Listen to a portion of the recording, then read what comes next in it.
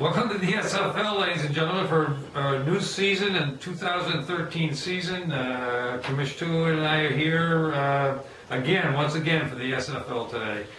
Commish II and I maybe look a little ragged today because this is the day after a very nice wedding that we went to last night in Connecticut. So it was at the Buckins.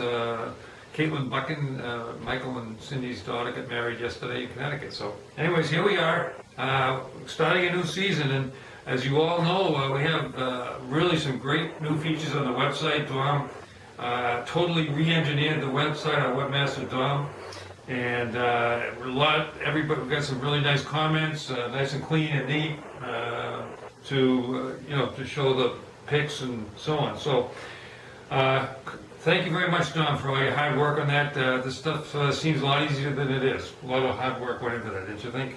I thought so. But he also came up well. Yes, I do. Okay. Now, also this year, we had some players come and go, and we'd like to introduce some new players and also welcome back Peter. Peter, we forgot about that too. Yeah, Peter. Peter, who was a player a few years ago, has come back to join us.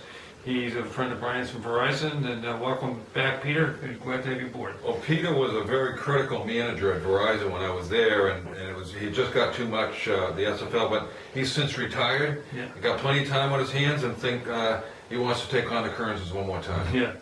So, anyways, the first player I'd like to introduce is Jack Gillis, who is the youngest of the Gillis family. Three of the players two of his brothers play there, Patrick and Charlie. And so I'd like to welcome Jack to the league. 10 years old. 10 years old. Our youngest player, and going to battle for Rookie of the Year. We have some other rookies, though, as well, right? Yes, we do. We have the Powell family. And we forgot about, I thought you were doing over the pond, across the pond. Okay, yes. Okay. Michael Eady, across the pond. Yeah. What pond? That's what they call it. That's what they call the Atlantic Ocean. You ever heard that expression? Across the pond? Yeah, over the pond. That's a pretty big pond. Yeah, this is a big pond. Yeah. Hey, come on, continue on. Hey, I'd just like to welcome you, Mike. Glad to have you aboard. That's Dylan's wife's brother. Dylan's brother-in-law. Okay, thank you. Dylan's brother-in-law. Big sports fan over there, mostly British soccer, or British football, I should say, right? Yeah. So just welcome aboard, Mike. Okay, then the Powells. We have three of the Powells. I'd like to introduce Dave and Sue, who are Sarah Powell's parents. Sarah was a friend of Devin's, or is a friend of Devin's.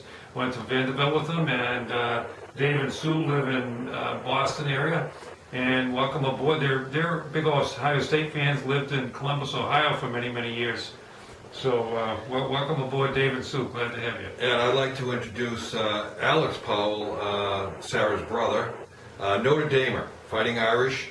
And so I wanted to introduce him as a fellow Irish to Mac. But what were you going to say? I'm not Fighting Irish? No. Okay. But the thing is that what I don't understand is that how the Powells, who are such big Ohio State fans, allowed their son to go to Notre Dame. I know. I think it was a money thing. Well, it could have been just the same way Mark allowed Sean to go to USC. So there you have it. There you have it. Anyhow, and also I'd just like to point out, Commish, too, that Dave and Sue have been very, very observant of the website, picking up some little glitches here and there, and Dawn was able to correct them right away. Very good job on their part for picking these things up. Yes, I agree. And incidentally, fans, use the comment section. I see Bo has made a suggestion which we're going to pick up on, actually, and change something. So the comment section's there for you. Yeah. We put it out there for them, right? Yes, we did. Yes, okay. we did. Also, I was noticing, Commish, too, on the standings that it was weird that even though Jim had only 30 quality points, he was higher in the standings than Dave and Francine, who had the same record. So how did that happen? Well, yeah, but the thing is that we know that a tiebreaker, we introduced a tiebreaker, and the fans know about this, is now what we call the lock of the week. Hope everyone made the lock. The lock of the week. So that's the difference. Yeah, well, I didn't explain it enough to give you that answer. You're just kind of play acting with me a little bit here, and you're doing a lousy job of it. Ah, the lock of the week. Okay, yeah, I get it now. What about it? Tell me, what about, why is the lock of the week Well, different? because the reason we instituted the lock of the week is for time-breaking purposes. Right, so what does that tell you about Jim's lock of the week? That he must have got his lock of the week more than the next person down. Right, and I'll give it to him. Jim picked as his lock, Northern Illinois was Jim's lock, and they covered and actually won the game. So the value of their lock of the week was 6.5 points, where Stephen had Alabama at 5.5, and I think someone else had LSU for 5.5 also.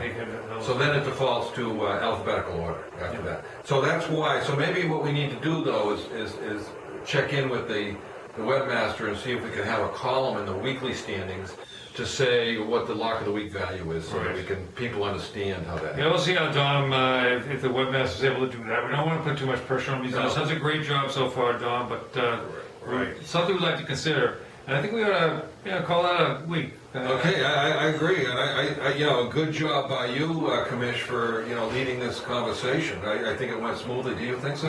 No, but that's No. How about you fans out there? Yeah. Add something to the comments. Yeah, add it to the comments. Hey, happy picking.